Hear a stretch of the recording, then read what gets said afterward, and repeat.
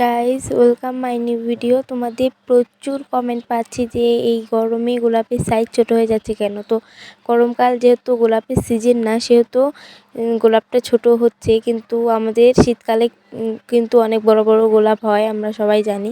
দেখো, আমার কিন্তু অনেকগুলো কুড়ি আছে, আর আমার মধ্যে ফুলও ফুটে গিয়েছে। সাইজটা মোটামুটি ঠিক আছে, কিন্তু আরও বড় কিন্তু এই গাছে ফুল ফোটে।